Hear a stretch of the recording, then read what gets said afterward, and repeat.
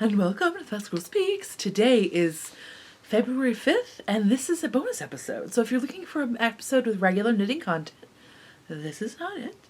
This is a bonus episode that I do thanks to folks who donate to the podcast, either at patreon.com/thefatsquirrel or via PayPal. You can find that information on my blog, thefatsquirrel.com. But these are bonus episodes that I do that are kind of like, knitting adjacent-ish, maker-ish. But this one is specifically going to be about two garments I've recently sewn for myself. They are both by Ellen Mason. The second one I'm going to talk about is the Patricia Camilla Pinafore. And the first one I'm going to talk about is the Elizabeth Shannon Apron. So, I hope you enjoy it. So if you're newer to the podcast, I'm a fat lady. I'm a size, probably like a 26, 28 in like a regular, standard size. I have just started sewing garments for myself. It's been a year and a half or so. I haven't done a ton of it, but I've done a little bit of it and I've really enjoyed it so far. I do have a specific aesthetic that I like. It's kind of like house dress friendly. I really like things that are sort of in the apron field of a look. I am not sewing for flattering. If I want flattering, I know exactly what to wear. I've been wearing it for a really long time. I need to wear a good bra. I need to wear black tank tops and black. Well, I always think of my summer sewing as a summer thing. I do wear garments in the winter, but a lot of my sewing is geared towards summer because that's when I get more knitwear, right? So I know how to dress in a flattering way for my body. And by flattering, I mean, yes, that's code for make yourself look as small as is possible. But the reality is that no matter how small I try to make myself look, I'm still really fat. And so I've recently come to the realization that I need to move beyond that inner dialogue with myself, that things need to be flattering. And instead have decided they need to be more flattering to myself, to my person, to my spirit, and to things I enjoy. So I am very aware.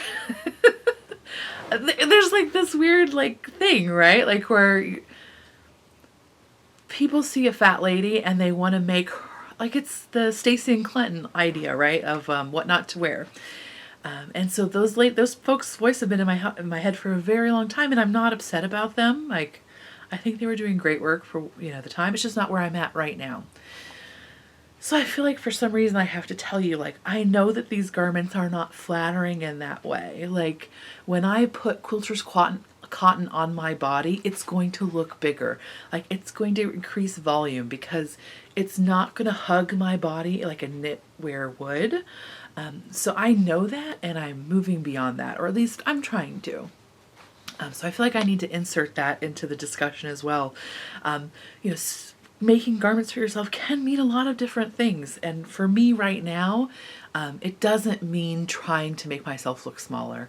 It means enjoying the process, having clothes that have a longer life, because I'm really trying to move beyond buying that tank top and wearing it for 2 seasons and then having to get rid of it because it's pilly or it's grease stained or whatever happens to it in the course of my daily wearing. And I find that woven fabrics, while not as flattering to my form, are much more durable for my lifestyle. And so I feel I'm holding on to garments for longer, which is one of my ultimate goals with sewing. So I'll actually be doing kind of an odd thing, but I thought a lot about how to present this information to you, whether I should stand in front of you in garments and try to point to things. But ultimately what I've decided to do is just work with you from an overhead angle, and I have pictures of me in the garments and we can talk about different aspects of them, as well as the basic schematic from the pattern design, which is available on the designer's webpage. It's not part of the pattern in terms of purchase information. It is that initial information that's available to everyone. It talks about sizing and basic shapes of the garments and what have you. But then let's move into like the overhead angle, and I'll talk specifically more about the garments that I sewed, how I need to change them for myself for the next time around, and what I enjoyed about the patterns. I don't know that I said it in the beginning, so if you're just listening to the Elizabeth Shannon part, you may miss it, but I do recommend both of these patterns. I think they're very well written. They were very clearly, the instructions were very clearly presented.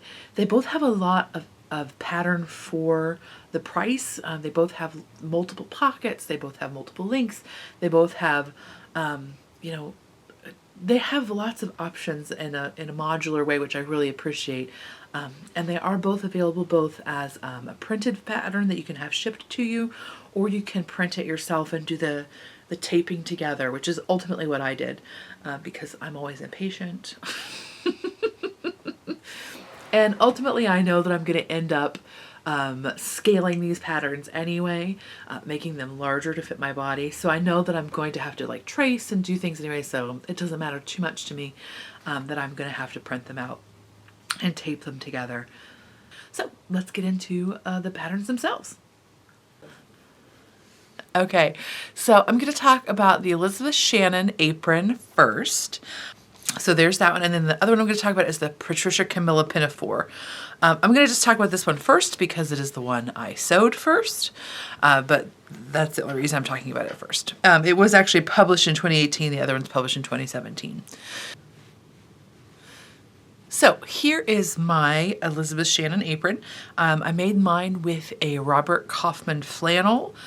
It is winter, of course, and I was looking for something that would be versatile for around the house, that I could work in. I do sew for a living, so it has to be able to withstand having a million pieces of string on it at all times.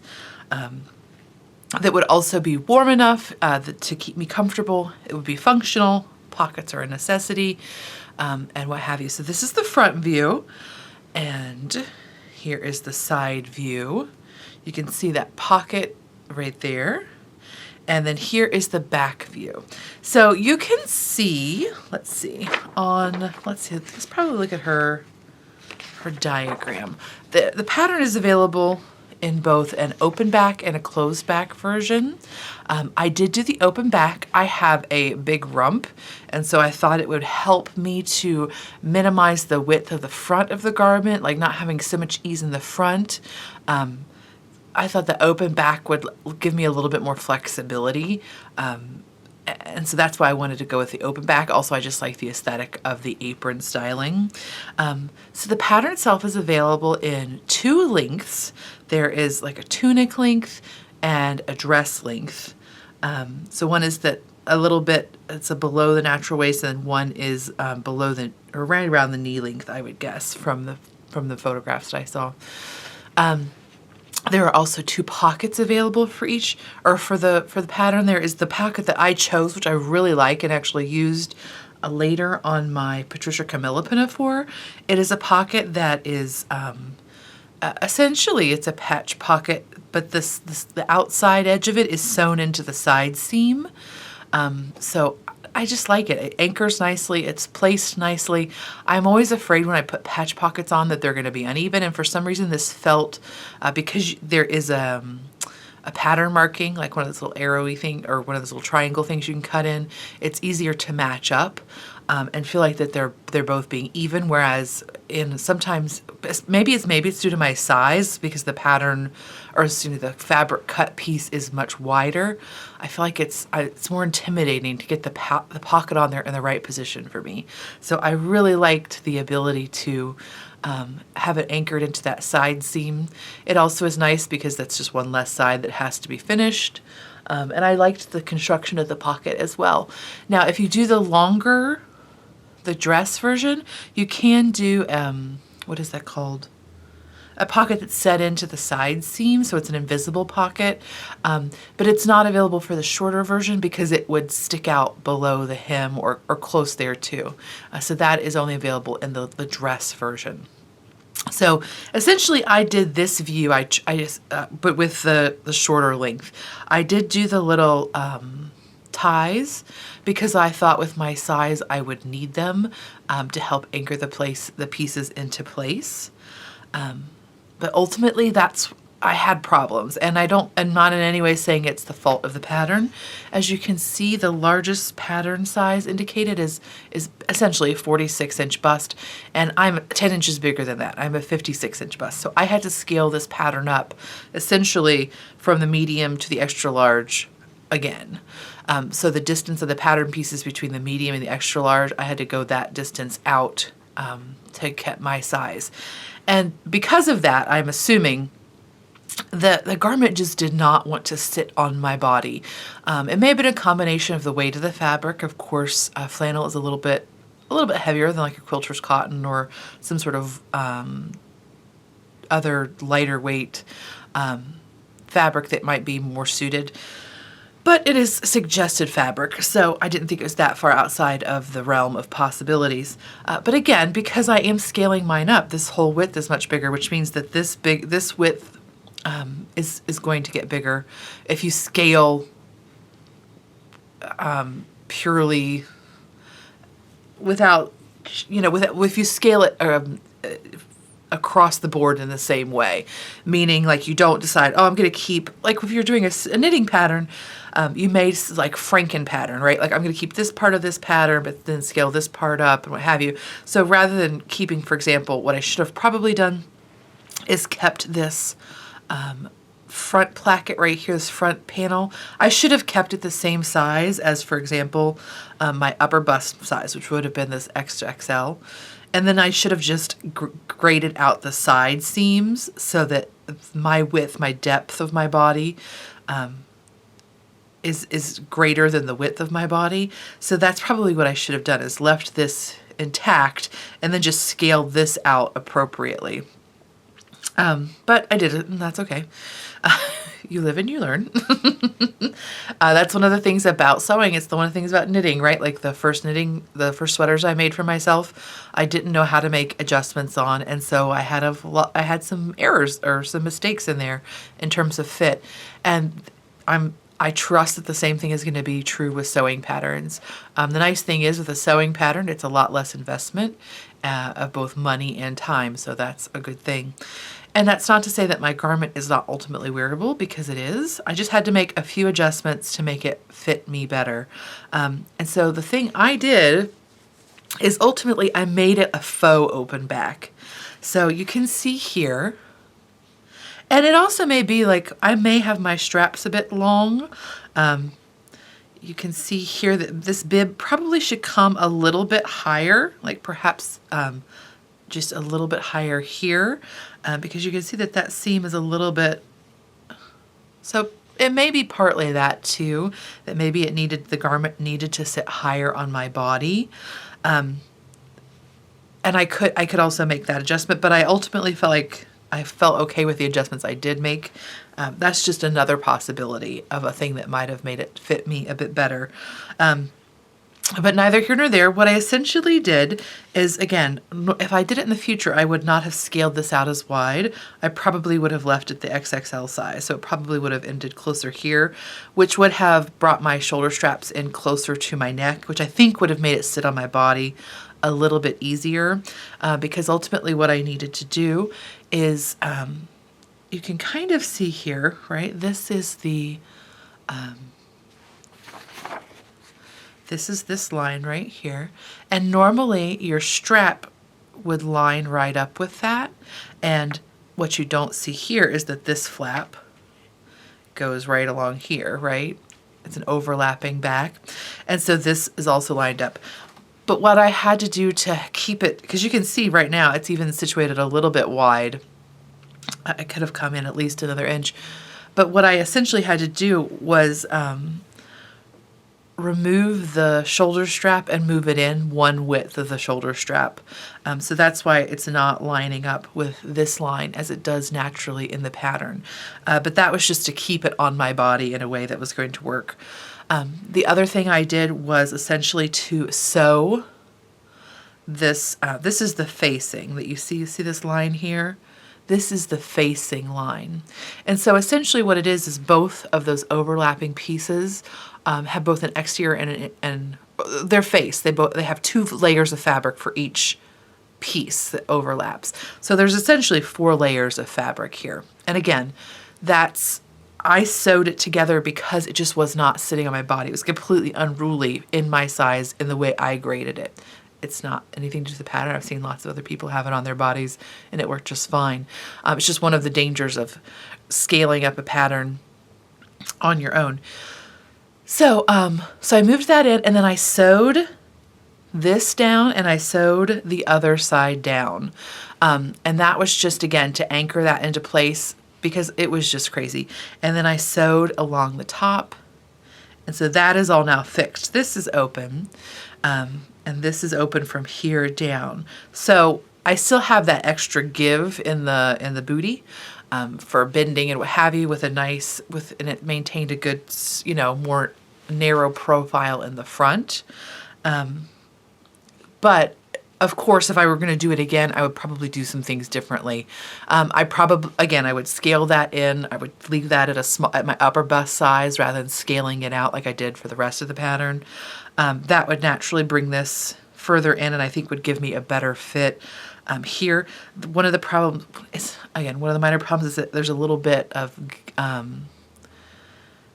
gaping is not necessarily the right word, but there's this. It doesn't fit super close to my body, but I think that's why it's a little bit narrow. It's wider than it should be really for my particular form.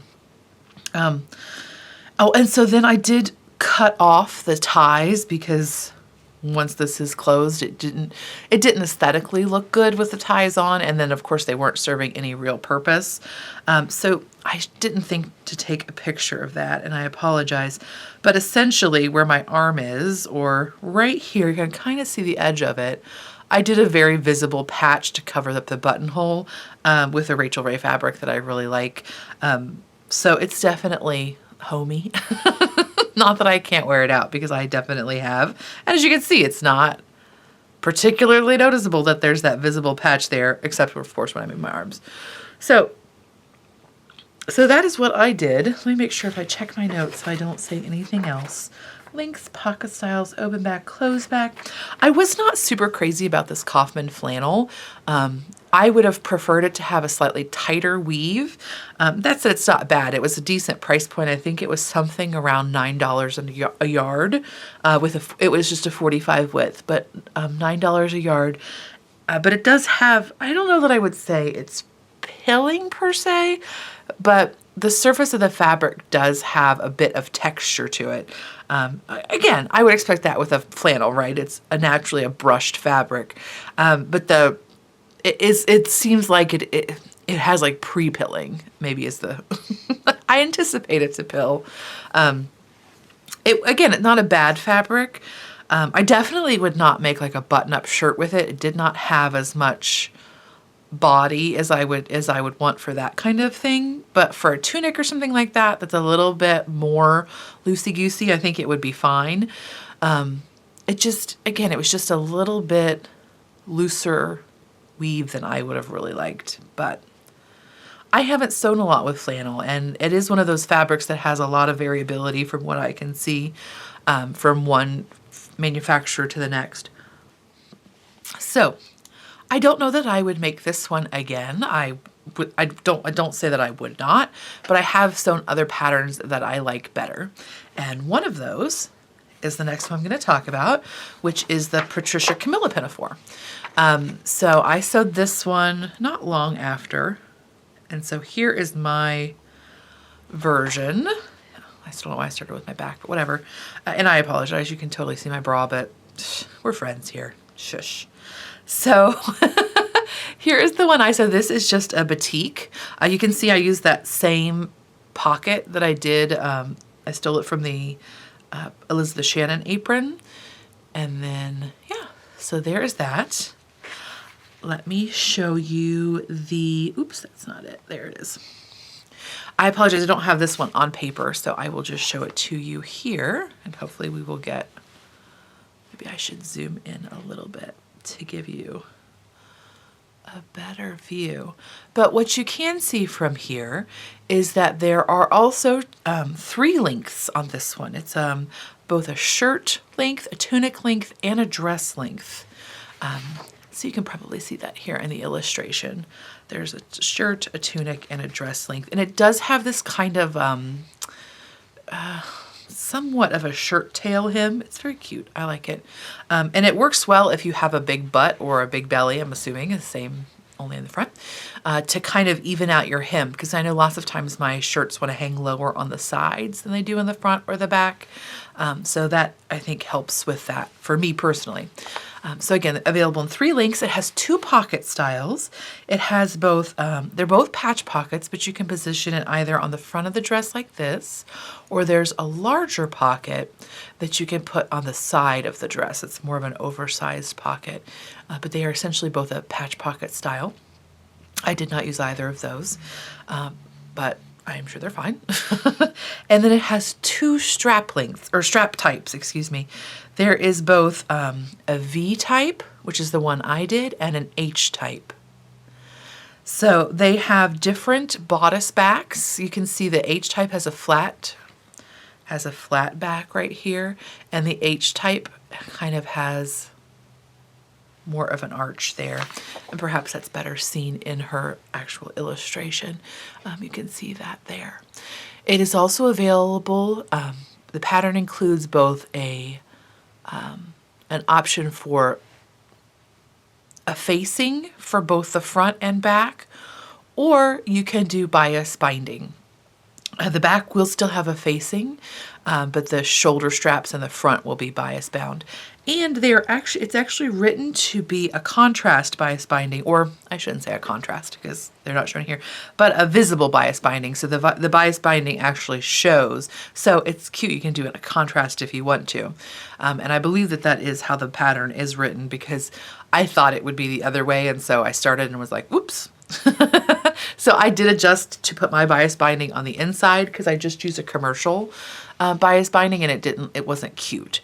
So I did just flip that around on my own, but it is available. It's written for both options. So there's a lot of pattern in this pattern, right? Like 3 lengths, 2 strap types, 2 pocket types, and options for both bias binding or facing. So there's a lot of stuff to it. These are the only patterns I have from her, but I thought they were both very well done. The instructions were very well written, and I really did enjoy them.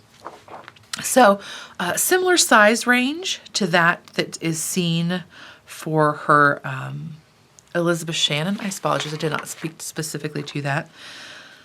But you have an extra small, which runs from a 33-inch bust up to a 46-inch bust.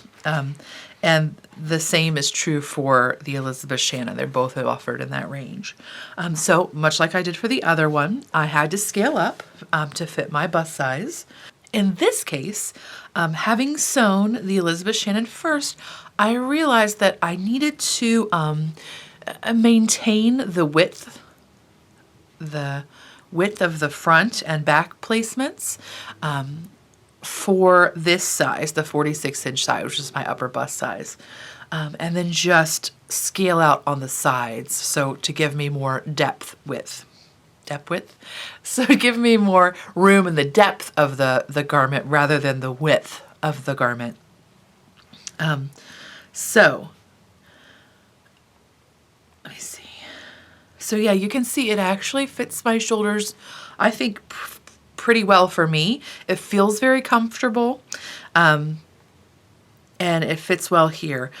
I didn't really think about the bra strap issue, because really I thought that I would make this for like a wearing over other shirts primarily, but with the batik fabric being so thin, I went ahead and just decided that I would make it for a summer garment.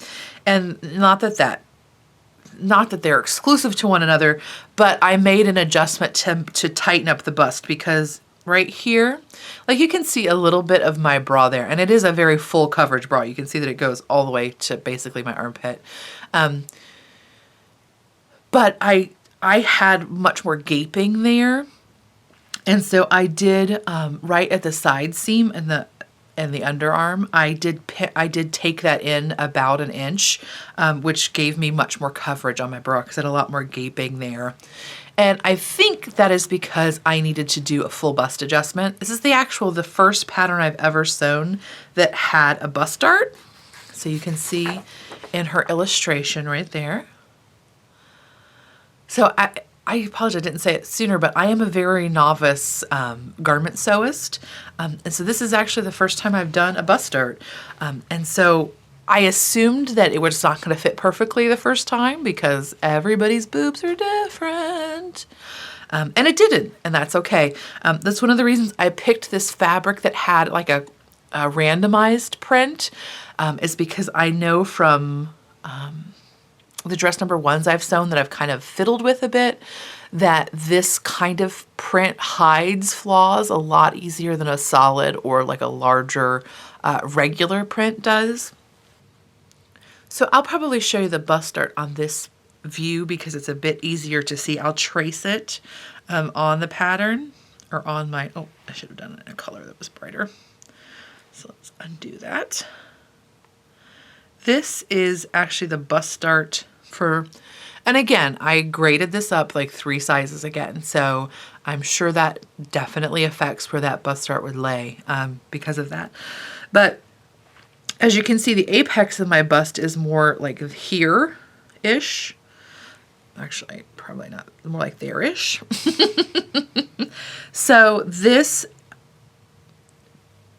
placement of this dart, for me, it needed to come down a bit, and then it needed to not go into the middle of the garment as far. So hopefully you can, it's hard to see, which is a good thing. But the bust dart is like right here-ish. And the fullest part of my bust, like apex to apex, is right around in this area. So it came a little bit high and a little bit further in. I'm also at a kind of an odd angle that makes it a little bit more difficult to see. So I just need to play with that. That's a personal thing that, you know, is, again, there's all of this discussion about how challenging it is to scale up for pattern designers. But the reality is that I don't expect when you scale up a pattern that it's going to fit me perfectly. Because again, I know that my bust size, the presentation of my body is not the same as everybody with a 56-inch bust circumference. And I don't expect a garment to fit me out of the gates. I mean, yeah, it would be nice, but I don't think that that's necessarily a realistic expectation for me. I mean, I know that I'm not expecting that when I sew a pattern or sew a garment for the first time. I do expect that there is some sort of standardization between designers, just like there are between knitwear designers, that I can anticipate that if I made changes on a yoke pattern in the past, I'm probably going to make similar changes on a yoke pattern that I'm making a year from then. So I'm hoping that that's what I learn as I work through making myself more garments. Like, again, I believe that a lot of the issues that I had with this would be alleviated by doing a full bust adjustment and just by moving the apex of the bust dart a bit further out and a bit further down. But other than that, you can see how the shirt tail hem has a nice presentation in the front. And then, let me see, the other, you can see the back one.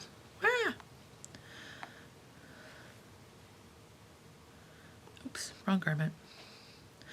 Oh, you can't see it actually in the back. Well, you can a little bit. But I do like that. It seemed to not want, again, lots of times because my butt is taking up volume here, or has volume that's requiring more fabric to cover its surface area, lots of times my garments kind of want to pull up in the back.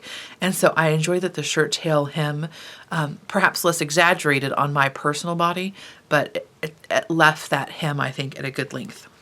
It left the hem at a good shape, I guess is better than to say the length. But yeah, I am overall pretty pleased with this one. I think, again, if I make that adjustment for the bust dart, then I'm going to be very pleased with it because I really like how it fits in the shoulders, and that's a big deal. So hopefully you found that helpful, whether you're trying to sew one of those garments or you're just interested in that aesthetic. It might highlight a couple of patterns for you if you're a similar shape to me or what have you. It might be helpful to know what I have done. If not, I hope I just was good company while you're folding your laundry, and good on you. So thank you so much, and I'll talk to you next time. Bye.